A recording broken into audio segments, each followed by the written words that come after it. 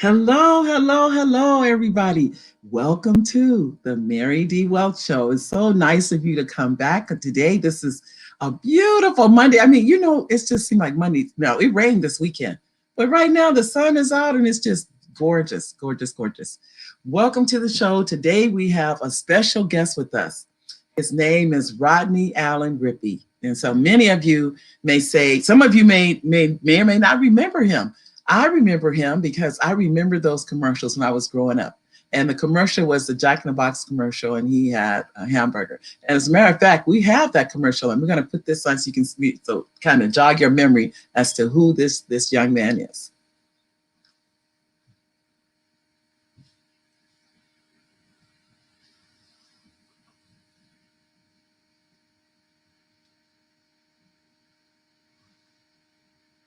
Oh, I don't think we have sound.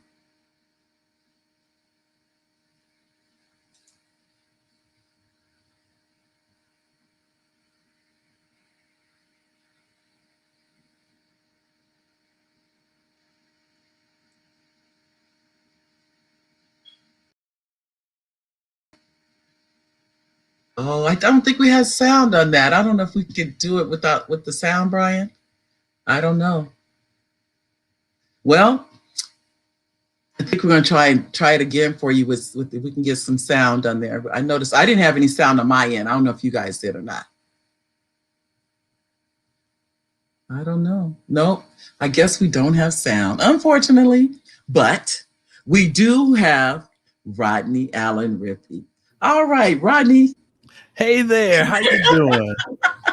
I'm so glad you could make it today. I do apologize. I know we may be able to bring it back later with the sound. I don't know why the sound wasn't there. No problem. Okay, well, I can tell you. Welcome to the show. We're so excited to have you. And I know that was when you were how old when that commercial was shot? That was my very first start, and I was 3.5 years old. 3.5? Mm-hmm. Whoa. Let me ask you something on that commercial.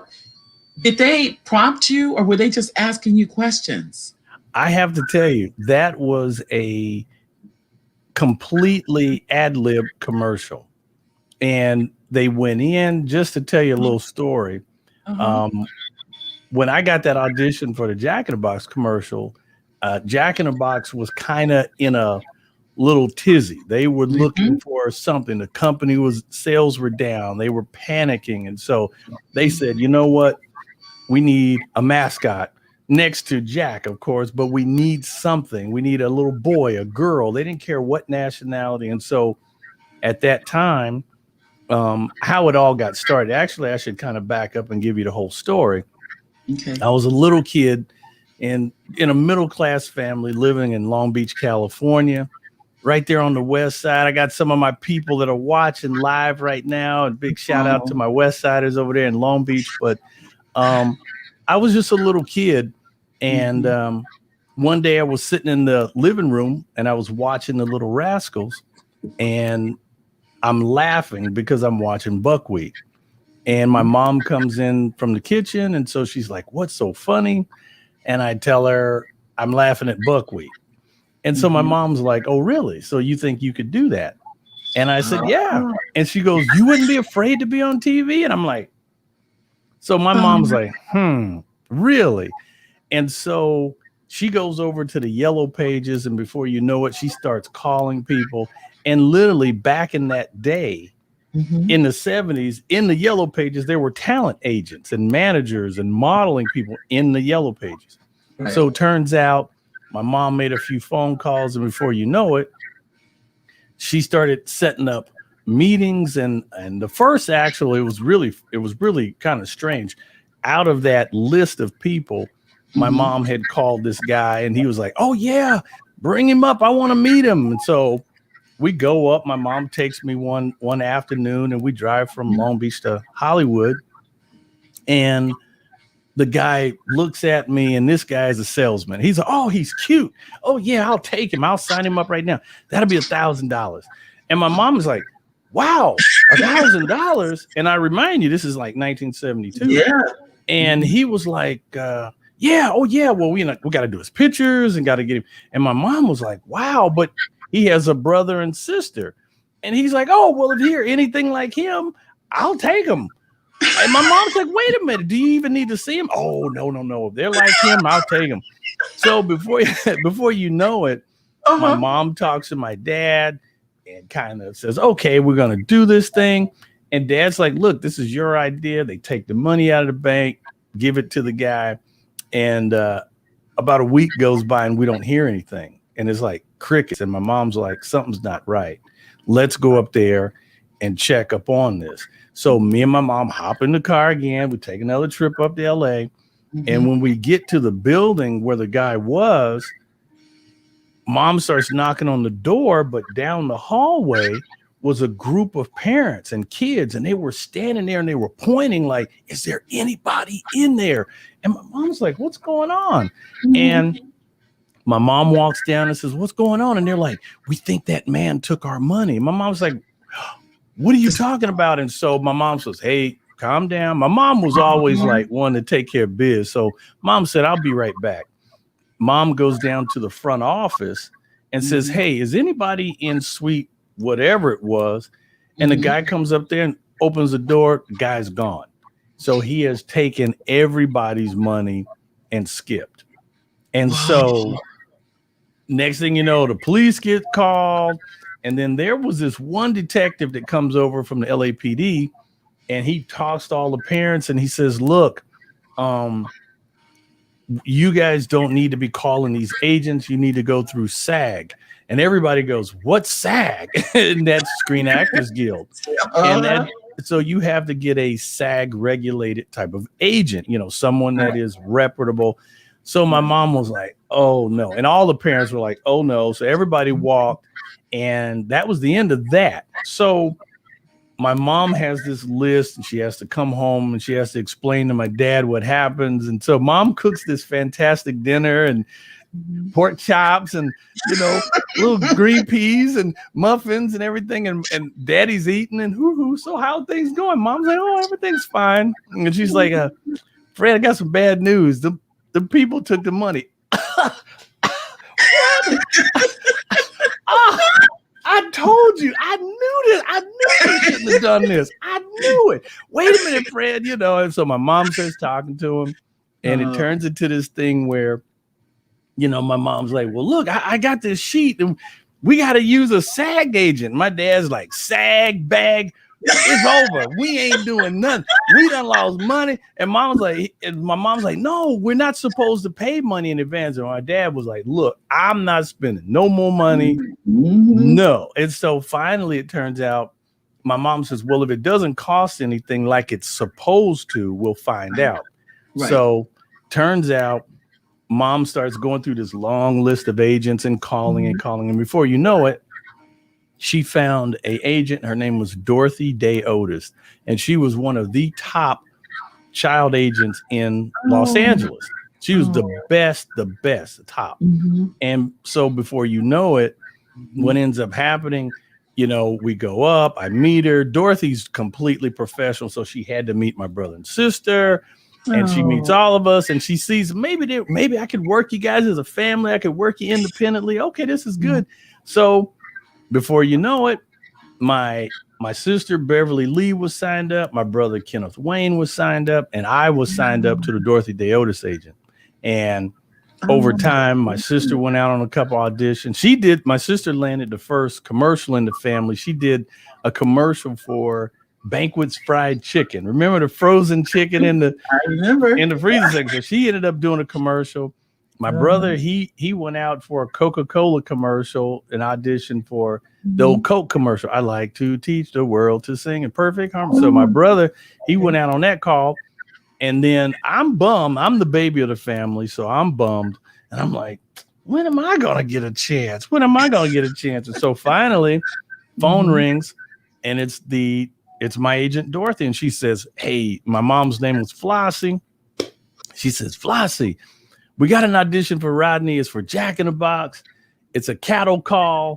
There's a whole bunch of kids going in. Just take him in. It's a long shot, but let's see what happens. So my mom takes me in, and sure enough, there's 100 kids on this audition. So we walk in, and there's boy, girl, black, white, Latino, Asian, every nationality rainbow, little kids with bow ties and girls with pigtails in their hair. And I mean, so my mom is like, wow, look at all these kids. And my mom's like, you know, your very first audition and you have to go up against all this competition. So my mom sits down with me and she looks at me and she says, well, just do your best. And so we're sitting there and my mom was very like, she's on it. And so she's like, Rodney, I smell food. She goes, I think they're going to give you food. She said, okay, whatever you do, don't talk with your mouth full. Remember your manners. Remember, keep your elbows off the table. So my mom starts prepping me. I'm like, okay, mama, okay, I got it. So sure enough, I'm like around 40 something. They call me in, they call my name, and my mom walks to the door with me. Now I remind you, I am not from an entertainment family. My mom or dad, I'm just a little kid. And my mom thought, you know, my baby's got something. So, and my mom squats down at the door and looks at me and she says, I can't go in with you. She said, this is as far as I can go. She said, you're going to have to do this. And she said, she kissed me on the cheek and she said, don't talk with your mouth full. And she opens the door and pushes me in. And so I walk in and sure enough, there's a camera sitting to my left on a tripod, just a little small camera, not a big production camera. Right. And the guy says, oh, come on in. And there was a table there. And this lady was actually cooking individual hamburgers for every kid that came in. So she's grilling on this sound stage, like in the back of the room. So I'm like, whoo, I got a hamburger coming. So I'm sitting there. I was like, yep, mama was right. So turns out what actually happens is if you go to YouTube and you type in my name, Rodney Allen Rippy, and you hit and you put right behind it, Jumbo Jack, you're going to see the very first audition that became the commercial. It went so perfect that Jack in the Box decided to keep the audition and leave it alone. What? They didn't even shoot it on a professional camera. They just shot it on like this little 8mm camera. They said, we're going to use that. That was perfect. And it went perfect. And so I had the audition. And then the next couple days go by. They call me back again. I go in. There's even more people there. And they cut the field to 50 this time. So now they call me in number one. There's still 50 people out there. They call me in. And they called me in first. They met with me. And they said, you know, and they gave me another burger. And they said, you know what, get Miss Rippy in here. So they bring my mom in. And they say, Miss Rippy, Rodney's our guy. And my mom's like, wait a minute, but what about all these people out here? And they're like, oh, we'll handle that, Miss Rippy. The guy goes to the door, opens the door. Hello, everybody. Thank you for coming in. We're so sorry we're closing casting. Thank you for coming in. And my mom's like, whoa, you're not going to give them people a chance? No, Miss Rippy, we got this. So from that point, I landed the biggest commercial campaign of my life. And the Jack in the Box campaign ran for 14 years. I did a whole series of commercials. The Jack in the Box campaign literally kicked off all kinds of merchandise, like the Rodney Allen Rippy doll. How you like that? There you go. Lord have mercy. How you like that? That's my little, there you go. Take life a little easier. And this was my little doll. This was created by Mattel Toy. And so it went on to, you know, I was so blessed. Well, here we go. I'll share. I'll give you the little slideshow. See, this kind of saves you the picture thing. I make it real. How you like that? Lord have mercy. There you go. There you go. Jet Magazine.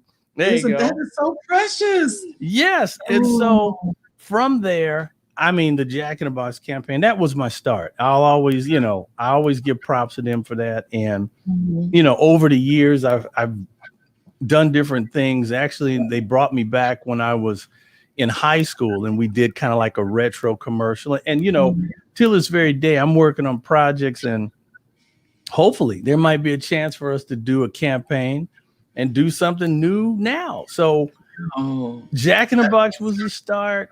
And I Right. went on and did things like Blazing Saddles. How many remember that? There you I go, remember Blazing Saddles.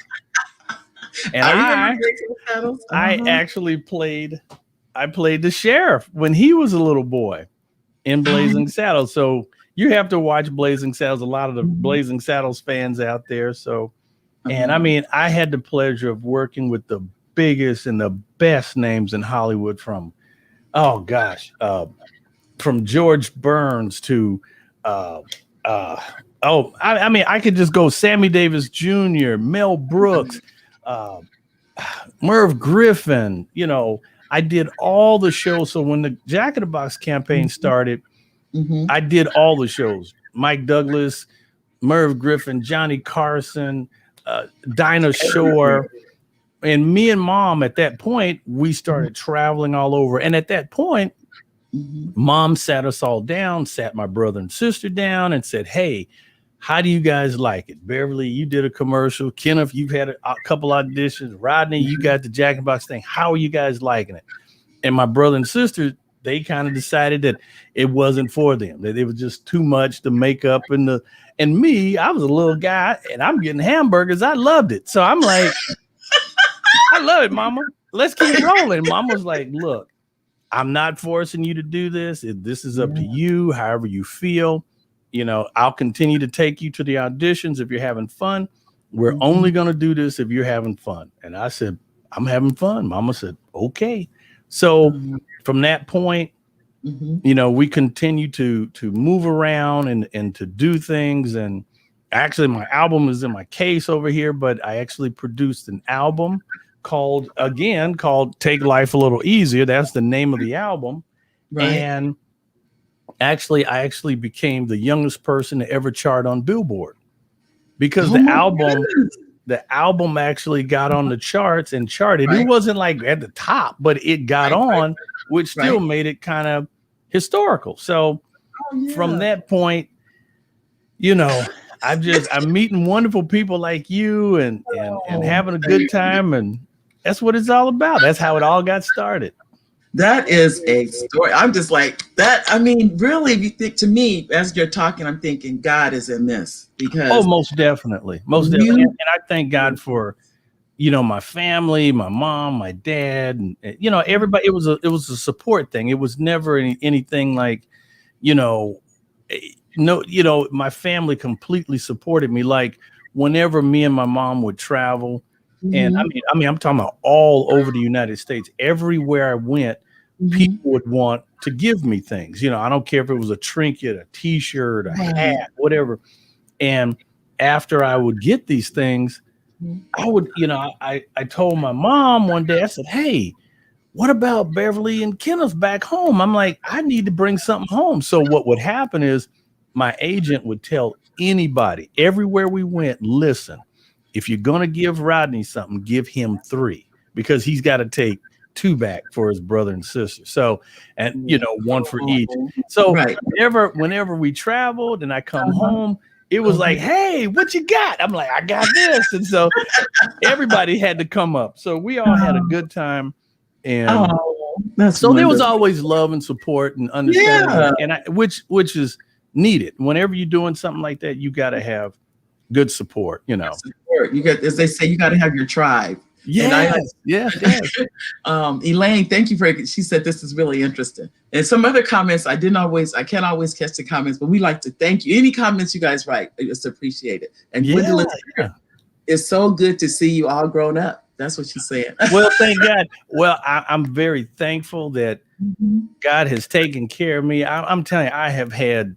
I mean, you know, honestly, I tell people it's not any type of secret. I know the good, the bad, and the ugly. Seen it, was real close to him. I was like, I'll be right back. Let me get on.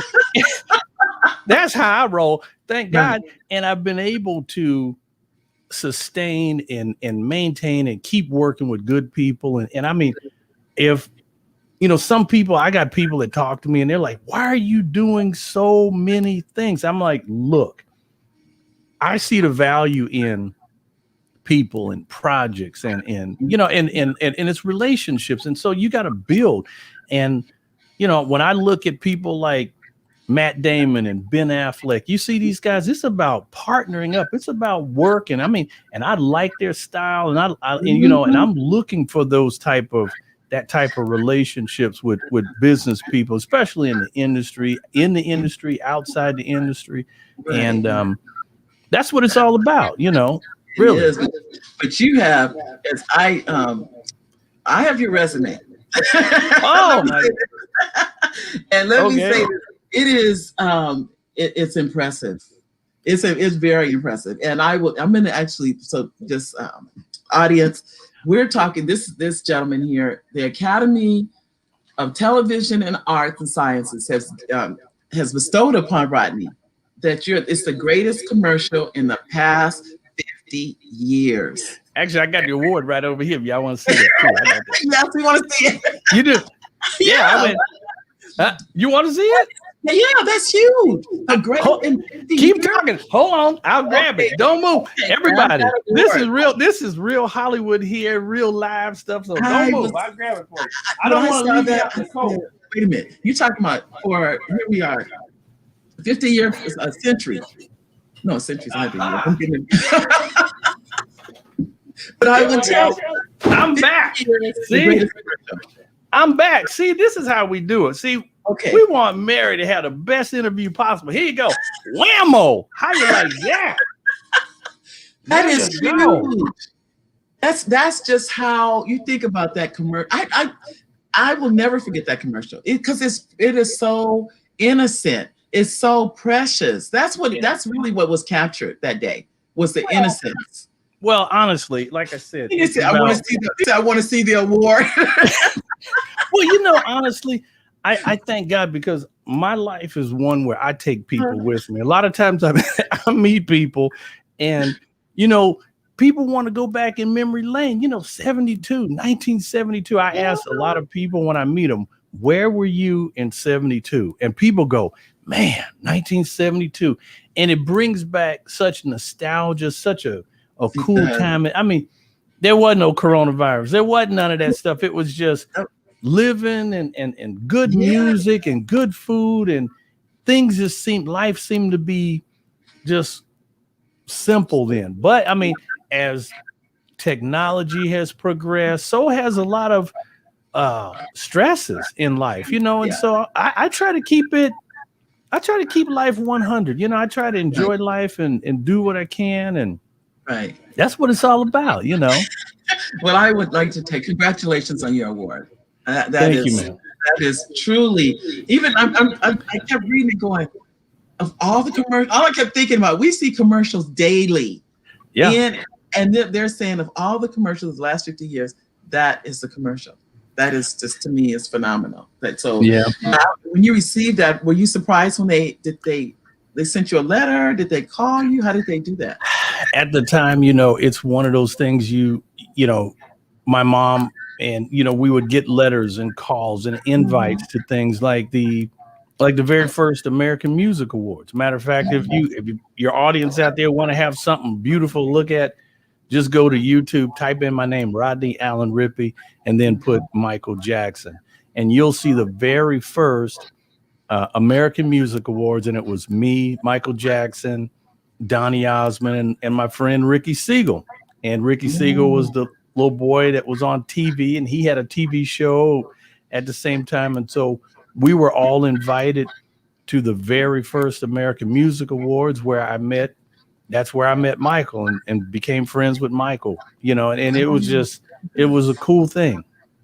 I know I actually saw that video. I don't know if we can pull it up or not. We'll see. But they're all, to me, it's because you were being yourself. You were not, there was no script. You're just, you're talking, and it's just the cuteness of it. But to be around all of these, you were a celebrity. So it wasn't like they were celebrities to you probably anyway. Was Michael Jackson a celebrity to you though? You know what? Yes, he was. Because let me tell you, Michael, when I was literally how it all happened, me and my mom, when we were walking in the red carpet at the American Music Awards. Now I remind you, this is Dick Clark's very first American Music Award. This is his very first one. Oh my And goodness. he is literally standing there handshaking everybody who comes in. Oh, thank you for coming. Oh, hey, so-and-so. And he sees me, he goes, hey, Rodney, you made it. He goes, oh my God, you look like a miniature Michael Jackson. I'll be right back. And he tears off. Literally. So what happened was apparently Ricky Siegel and his mom had came in earlier, and Dick Clark thought it would be funny when Michael and Donnie would go read the nominees to take me and Ricky, because Ricky looked like a miniature Donnie and I looked like a miniature Michael. And as soon as all four of us walked out, the place just died laughing. They just roared. So Dick Clark, you know, rest in peace, man. He was one of the greatest producers, one of the you know, he just he was an icon. You know, when you talk about production, that's why the American Music Awards is still going to this very day. Well, that is, like I said, we'll see if we can. Daryl, Richard Nichols says, hello, Mary and Rodney. Tell Rodney he probably don't remember my name, but I'm the photographer. Tell him to shout out Tatiana. Oh, hey, shout out to Tatiana. Shout out to the crew. Hey, all the photographers. You know, when you're here in LA and you go out to events, and it's really cool because you'll hit the red carpet and you'll see a lot of the same photographers who go to the different events and things like that. And it's wonderful that you know, people support you over the years. And I do not take any of that for granted. I really appreciate everybody. I really do. I know Richard, and I know Richard too. I remember Richard. Come on now, my people. I know Richard. How can you ever forget Richard? There you go. That's but he is one of a kind. The first time we met, it just automatically gelled. And in fact, he had a birthday Saturday.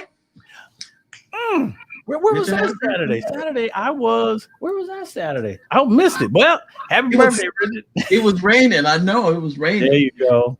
That's for sure. Well, I know too. You at one point in time you were putting your toe in the political arena and running for the mayor of Compton. Yeah, that was a wild ride. That's what I call that. It was a wild ride. But actually, I had the opportunity to run for the city of mayor. I run for mayor for the city of Compton, and honestly, it was a thing that it was not a stunt. It really was. I mean, I grew up in Long Beach. I graduated college at Cal State Dominguez Hills. At Dominguez, just in case for your viewers out there, you know, Carson and Dominguez is like right next door to Compton. Like literally, it's like 3 minutes away. I mean, it's very, very close. So I grew up in Long Beach, which is right next door to Carson. And so when I came back to California to go to college, I chose Cal State Dominguez Hills. I got my bachelor's of science in marketing and advertising and media. And from there, I always knew that area. And so the opportunity came and someone was talking to me about the issues of Compton and the fact that they wanted to have a push, a change. And they said, you should run. And I'm like, look, I don't know anything about politics, but they were like, you can do it. So lo and behold, I jumped in and I can tell you there were some things that happened that just wasn't quite right with the election. So needless to say, I say, you know, I gracefully kind of bowed out because there were things and I had people calling me and I had a lot going on at that time, you know, and when you get into the political world, you don't know who's your friend, honestly, because you're talking to people and they would come up to me and say, hey, what are your plans for the city? And I would just start rolling. You know, I got this. And I was actually talking to the enemy. And then they would go and spin stuff. And I didn't know that. I mean, I thought politics, you know, I knew it was a little grimy, but I didn't know it was that crazy. And it was really crazy. So needless to say, it was an incredible experience. From that, I take away, I don't particularly have to be in a political seat to make change. I know that I can hook up with different people, organizations, and that's what I've done because I've worked with some of the biggest and the best from American Cancer Society, goodness gracious, the Special Olympics, um, Okay. the goodness Salvation Army.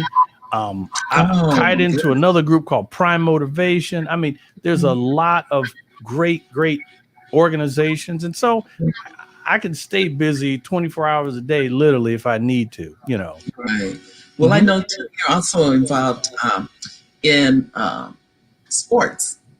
Yeah. And so Hmm. you have, like I said, when I was reading, like I said, read the Bible, the bio, I said, whoa, I kept going, whoa, whoa, whoa.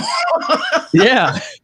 Well, again, it's relationships, and I did recently. I became a partner in an organization called Bloodline Sports, and you Right. have youth, athletes, both young boys and young girls who are trying to get to the next level. They're doing great in high school sports, but Mhm. the thing is, they want to be seen. So we are a sports promotions and marketing company, and so what we do, we create opportunities for these athletes, these star athletes to be seen, but we have our prerequisites. Just because you're a top athlete doesn't mean anything. Are you civically minded? Are you doing good things in the community? Are you Mhm. staying out of trouble?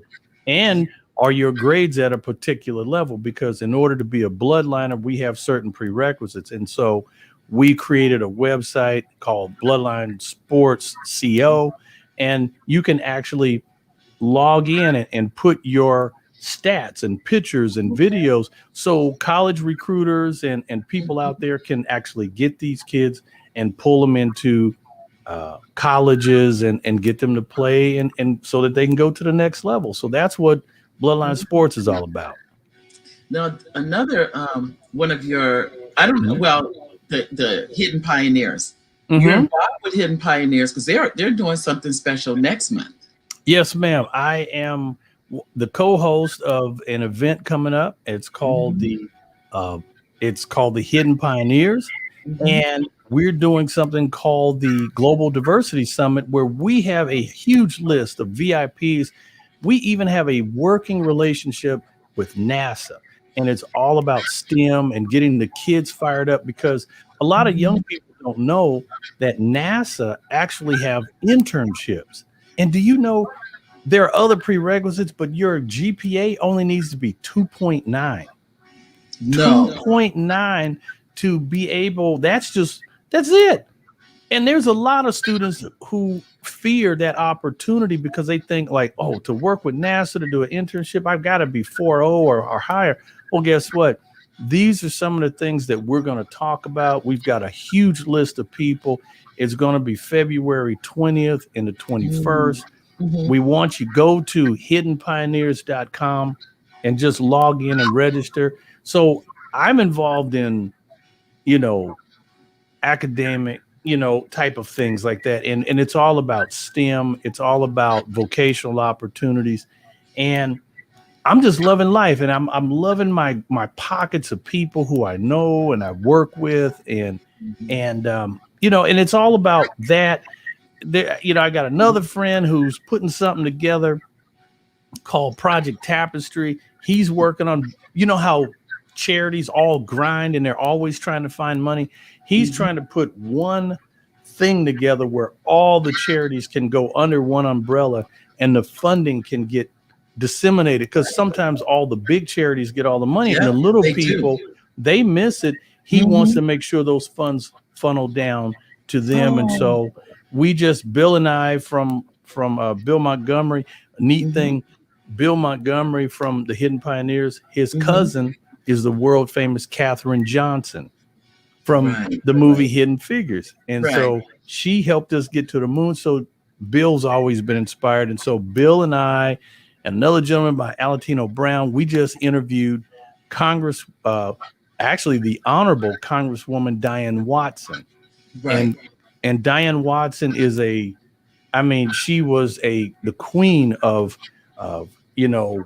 of Congress. I mean, that Congresswoman Diane Watson, she was not only did she fight for education, she Mhm. fought for rights for people with disabilities.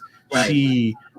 She actually was the czar of entertainment here in Hollywood when entertainment started doing runaway productions, and people were taking their productions out of California, trying to quote unquote save money, which, you know, some did, but nothing's like Hollywood. When you talk about the access, the studios, there's a lot going on here. And so a Congresswoman, she fought very hard to keep production here in California. So we are looking and attaching ourselves to the best people around the world. And the Global Diversity Summit is something that's going to be streamed. We want children in Africa and Asia and South America. We want them all to be able to be a part and be inspired, because they can make change and be creative and go for it. That's what it's all about. Well, I know too, you're doing work in Africa. You are just Yeah. Now in Africa, it's helping with getting power to different yes. Okay. Yeah, now, there's a gentleman that I've worked with. He actually is the energy czar for 52 African nations, and his name is Jerome Ringo. If you get a chance, just Google Jerome Ringo. The man was and still is incredible, because he went from the petrochemical industry, which is oil, but now into the green world. And so they're building the hydroelectric dam in Ghana. And it's and so me being able to have that opportunity, I actually met Mr. Ringo at the Congressional Black Caucus when I sat in on a brain trust for Blacks in Energy. And so you meet all of these people, and I'm like, there are Black folks in energy? And I'm like, yes, there is. And I was like, wow. And I'm like, folks, if you get to go to the CBC, support the Congressional Black Caucus, give dollars. If you can get a chance to go, Lord, please get this COVID out of the way so we can get back to business. But it's incredible being at the Congressional Black Caucus and hearing and seeing these leaders. And I mean, I actually met John Lewis, God rest his soul. You know, I shook his hand. I was like, that he was with King. And I mean, and when you walking down the halls and you just meeting people, I'm just like, you know, it's incredible. I mean, my life is just like a storybook. It really is. It really is. Well, I now with all that, I'm assuming have you traveled to Africa also? I have not had the pleasure. I have not had the pleasure yet, but I'm planning to. Actually, I'm working on hopefully taking a trip. You know, I have a sweetheart, and her name is Candy. And so Candy and she actually kind of got me involved with a orphanage down there. And so we're hoping to be able to bring some, you know, some technology and things like that. And my whole thing is for a stint, I actually was working with one of Elon Musk's companies that they actually are setting up solar panels for homes. They're called Greenspire. And I was sitting there and I was talking to one of the top guys there, that again, as Elon's company. And I said, how come nobody's trying to take solar panels over to Africa? I'm like, all that sunshine, all of that sunshine, how come there's not solar over there that can drive industry? And everybody was like, I'm like, that's how I think. I'm like, we got to find solutions. There are so many solutions to things. We just have to activate them. That's it. Without a doubt. And there's I know that the name of that company, is that Zotec? It's called, hold on. It's called Zoetic Global. Zoetic Global. Yes. ZOETIC Global. And if you want to, please go online, check it out. You'll see right there the head man, Mr. Jerome Ringo. I salute you, brother, because I was his liaison and I actually worked under him. And you know, somebody like that, you can learn a lot. The thing about, you were talking about my bio, I have done a lot of things. I mean, I've worked for major media outlets here in California. I've worked for Westwood One. I worked for KFWB News Radio. I've worked for, Westwood One, a big radio outlet. And matter of fact, I actually kind of started a program with a dear friend of mine, and it's called the Teen Day radio broadcast. And matter of fact, a lot of people don't know that young people want to get into broadcast, but sometimes they don't know how. So we started the Teen Day radio broadcast program. And so we've launched a show called Tea Time with Teen Day. And so it's all about tea and beautiful music, which is big orchestra music. And so every day it's streaming. So I'll have to make sure I'll tell you guys about that. But you can just go to my website, and I'll give you a couple more, my actual website, where you can listen in and follow us on Facebook. And yeah. Okay, I'm listening to you, and I'm just fascinated by because that was the next thing I was actually going to ask you about was tea time. Is tea time with Tea Day? Is it for an hour? Is it how long is the show? It's a 1 hour show. It's a 1 hour show, and we actually are. It runs actually, matter of fact, it's Monday through Friday. It's running at like 8 a.m. It's like drive time. And then on Saturdays, it runs at 9 o'clock. So I'll definitely make sure I'll send you a link so you can check it out. And, we're just having fun. I mean, we're educating the young people. We're teaching them etiquette. We're telling them about tea time. And we're looking to really be able to, grow it, and be able to grow the show. And right now we're looking at being syndicated across the country. All right. Yeah. Well, I know too, you also are your executive producer for Country Soul Music Awards. That's right. Producer. Now, Will it be virtual this year? We are looking at this right now. We are prepared for it to be a virtual experience, because when you start talking about country soul, a lot of people go, well, what is country soul? Country soul is people like Ray Charles, Ronnie Millsap, Winona Judd, Darius Rucker, Ray Charles. People don't know that these people, and God rest his soul, Charlie Pride, who just passed away, one of the greatest country soul singers. And my business partner, his name's Marvin Spruill. He's just a fantastic guy, and he believes in country soul. So we're looking at cranking up a new genre that has not been really recognized. So when you start talking about country music, you got people like the Vicky Vans of the world, and Reese Palmer, and there's so many beautiful country soul artists out there, and we want to honor them. We definitely want to honor them. Now this is an award show. Yes, this is like a big award show, just like the CMAs or anything. And we are working very, very hard. I have to tell you, me and Marvin have been working on this thing for a number of years, and thank God we've just started to kind of get a little trickle of funding in. And our goal is actually to put the people together, because it's the people, it's having the foundation that makes these type of things go. So Elaine Wilson just said she liked the link for your tea time. Thank you. She said you're using your life to make a real impact on others, using such creativity to reach different audiences. Send the tea time link, please. I will definitely do that. Yes, I will. I will share that. Yes. We definitely. I can tell and this is what I've noticed too. People may not write the questions, but then at the end, all of a sudden, my phone starts blowing up. It's okay. Well, I hope to be able to share more things with you, because look, this was a recent article. I didn't show you that. Look at that. Hollywood Weekly. Oh, look at that. The best is yet to come. Yes, it is. Thank you, Jesus. Yes, it is. That is, who wouldn't want that? Actually, I was very honored. I mean, Hollywood Weekly magazine, they're a great publication. They're all across the United States. And they actually reached out to me, and they did a beautiful, just a beautiful spread. Multiple pages. There was like 5 pages in this thing.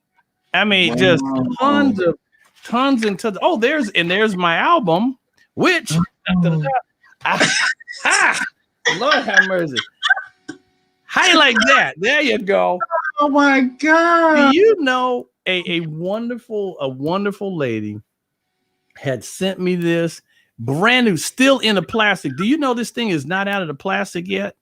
It is Oh, brand she new. wanted you to have it. And she wanted me to have it and Mm. put it in my collection.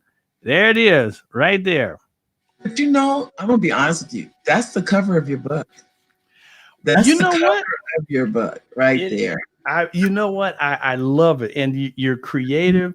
And that's what it's all about. I plan on, Lord help me. I plan on I've been saying it for a while that I'm gonna release a book, I'm gonna release the book. Honestly, what happens is every time I think I'm gonna sit down and Mhm. start writing, something else happens in my life. And I mean, it just it takes me off in another and I'm like, man, but No, I'm no, putting it together. It's coming. no. I'm gonna We're gonna talk because I can tell you how to get the book done, and you're gonna be amazed when I tell you. please. I need pointers. I need pointers. Well, because you have all these irons in the fire, and Mhm. really all it takes is a phone call, and you're going in different directions. But I'm gonna show you how to do it, and you're gonna be the book will be out. It'll be out by your birthday. I pray. Yeah, I definitely want to. And hey, you heard it here first, right here on the Mary Welch Show. My book is coming. Yes, yes, yes. Because Yeah. that cover is just priceless. It's just beautiful with that. Well, I'm really hoping to be able to do that because it's just, I mean, when you start talking about, I mean, honestly, if people only knew the stories and the experiences I've had, and I want to share them. I mean, I'm not trying to gloat or nothing like that. So many people have asked me, and I go, "You wouldn't believe the time when," and they were like, "Wow!" And I love sharing that stuff because it is a part of my life, and I've been so thankful that to have had that opportunity, you know. And you know, it was funny. It was really funny. I met this guy one time. I don't know people. I've had strange interviews, and this guy said, and I think he was trying to. I don't know. I think well, actually, he was from some tabloid radio station, Okay, and okay. he was trying to be funny.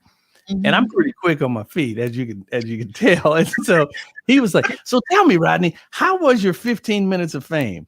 And I said, "Man, it was great. You know why? Some people don't even get 15. You know what I mean?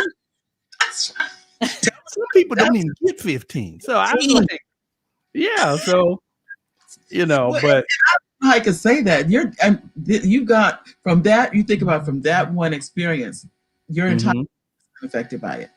Because Yes, one, when those people said it, when that man opened that door and told everybody else to go home, and we have your life changed forever.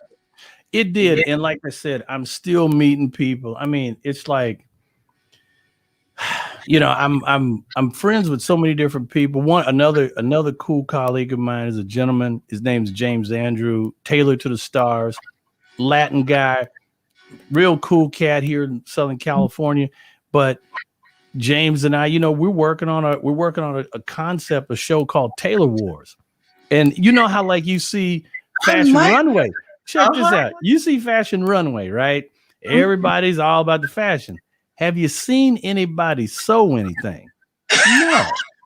Well, guess what? This is a reality show where you're going to see people battle. So you're going to see top tailors battling under Ooh, pressure, and it's got to be done right. And he's right. going to judge it. So I got some hot stuff. We got some hot stuff in fire. Trust me. Well, you know too, because now you're not limited. You can No, create a show just like we are now. that's This right. That's internet, right. and then well, we'll use Issa Rae. She's Mm-hmm. out on the internet. Yeah. And then next thing you know, now she's worldwide. Yes. Yeah, from an idea, a concept, and she went. Mm-hmm. I have so much respect for that young lady. I've never met her, would love to, Mm-hmm. but just really respect her for not just talking about it, being about it. It's not easy, you know. As you can see, this is my little podcast. I'm actually set up in one of my spare rooms. I have a podcast center because I'm like, look, I have to interview people, I have to stream, I have to do things, and that's what this is all about. You know, it's a new world, it's a new day, it's a new time, and I'm really looking to possibly launch a late night show right here where I'll be interviewing some of the biggest stars and biggest celebrities, but my show is going to be a little bit different because it's going to be. I want to get into the real people. I mean, we can touch base on the Hollywood thing, but I really want to know the person. I want to dig in and find out where people's minds are and what they're all about. You know, what really drives them. Oh, that's good. And so that's called the No Sleep Show. So I'm hoping to be able to get the No Sleep Show up and running because it'll be probably 9 p.m. here, and then back east, you know, because they're a little bit ahead, so they can't go to sleep. Yeah, they can't go to sleep. Well, definitely New Yorkers for sure, because that's the city that never sleeps. So that's right. That's right. Oh yeah, it's real. I can't wait. I will definitely. I'm sure I'll be a fan whenever that show comes on. Just know it's there, and I can't wait to be. Well, we can always cross promote, and I'm a big believer in that. You know, because it's all about, hey, we're in this together. There's so many people with products and dreams and projects and stuff, and that's where we really. That's how we get up, you know, and especially with everything that has happened in 2020, business is down. A lot of things got stalled. I'm like, let's fire it up. Let's get this machine rolling. You know, I'm ready. We know most people not most, many people are at home. The numbers, but at the same time, what I love about that, the world stopped. It didn't stop because of the virus. You can still do a lot of what you can do from like you said, you have a home studio that you can interview from. That is big right there. So the world keeps going, and that's what started this show was. I'm at home. It may look like a studio, but it's our home studio. Let me say that. That's right. It's all good. People gonna bug out. Wait till they start seeing some of these celebrities. I want to have as big a celebrity as any mainstream talk show right here. You'll be like, how did he get so and so on the show? I'm like, I like that. But then it's your personality too, Rodney. You are when I asked you to be on the show, you didn't even hesitate. You're like, okay, when is it? And you were yeah. You know what? I try to make it easy because look, it's people like you who bless me, who give me this opportunity. And, our people, our fans, our followers, people want to know, what are you doing? What do you think about this? A lot of people, I've had, being in the media, you have to know how to walk up a particular line, and you have to look at things in an objective way. People said, what do you think about what happened at the Capitol? I said, I'm glad I wasn't down there. Because I'm like, where are we losing it? And I told somebody this the other day. I said, look, Democrat or Republican, you don't do that. You don't do that. You can't storm no place like that. That's hollow ground. You don't do that. I mean, are you crazy? We are bigger and better than that. We've got to talk this stuff out. Now we have another chance. We hit the reset button slightly, and now here we are. What are we going to do together? How are we going to make America back productive and make us the superpower and get back to some serious business? That's what I'm thinking about. That's what it's all about. And I totally agree with you. I think, and I'm a retired history teacher. Wow. So when I saw everything, which I already recognized, everything that lived these last couple of years, all going in the history books as to how, what does it say? Lin-Manuel, history has eyes on us. History really does have its eyes on us. When this time is written, how did we get this? How did we change what was going on? And as you said, the hollow ground of what happened at the Capitol, how are we going to take that and make it better going forward? Because we can't do it. We cannot undo it, but it's got to be better going forward because we can't. This and I say cannot happen again. It happened. How do we get past it? How do we make it better? Exactly. And I think that everything, I think we can look at this and learn. I mean, if we don't learn something from this, matter of fact, if we don't learn a whole lot from 2020, there was a lot of crazy things that happened, and we should say we can't have this. We're not going to do this. We're not going to go there. We can't allow this to happen again. Right. And I know. So when I'm in my bubble and I'm here working, I'm like, what can I do to affect change? What can I do to keep myself on a positive, straight trajectory and make things happen? That's what I'm trying to do. That's what it's all about. Well, I appreciate what you said too. It's nonpartisan. It's not Mhm. about if you're a Republican No. or Democrat, because in that whole situation, it was Hmm. that people were angry, but there Hmm. are ways to. That's what those elections are for. Hmm. That's why you vote. That's Yeah. not so it doesn't. What I witnessed that day to me was that was something you see in other countries. That's what I. Yeah. Yeah. And it's sad. And we can't have that. We can't have that in America. And I think that, we are the mecca of technology. Mhm. And when you start talking about technology, you're talking about transportation, you're talking about technology, you're talking about the creation of new ways of doing things. Mhm. And there are so many, I mean, the people that I'm just in contact with, like Mhm. here and there, I mean, it's like literally I have like, yeah, I could grab 7,000 contacts that I have, that I Mhm. have access to. Right. And the goal is, how do we make this thing happen? How do we really keep things, fun? And like I said, it all goes back to entertainment and media, and people sharing and experience, sharing their experiences. And now the world is so much smaller now, It is. because through the advent of great broadcasts like this, we Mhm. can reach beyond borders and really inspire people and hear what's happening from there back here at home, In real time. in It's real time. Yeah, it's not like we had to wait to hear, okay, what is it going to say? Because at first, I mean, years ago, you Mm-hmm. stations, ABC, NBC, and CBS. That Mm-hmm. and at midnight they went off. Yeah, that's right. They sure Oh, did. They sure did. they went, and to me, that was always the time to go to bed. As soon as they went off, it was That, that's what, when you were a kid. I remember it was funny. You remember how the TV used to go off and it would hit that signal, boop. Remember that?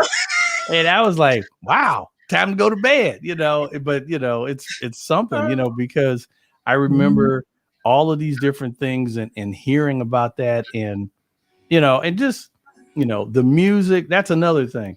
I'm a big fan of good music and live music. I actually, at one time, I used to promote at BB King's Blues Club that was here. It was actually in Universal Studios. It's gone now. It was closed down, but for Mhm. many years it was like the place in Universal. And so I was a promoter. I used to promote events there, and I love live music, and that's what it's all about.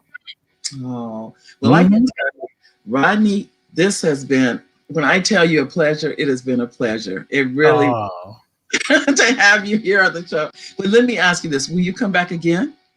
I would love to, please, and I would really love to be able to keep you updated on things, because we've got a lot of stuff happening, and definitely, and matter of fact, and also for the Tea Time with Teen Day, you could just go to Facebook and type in Tea Time with Teen Day, and it'll come right up. So you'll find some things, or you can go to my website, which is Ripped Marketing Group. Hold on, I'll type it in your little thing here so you can have it. Okay. Ripped Marketing. Hold on, make sure it's good. Marketing Group.com.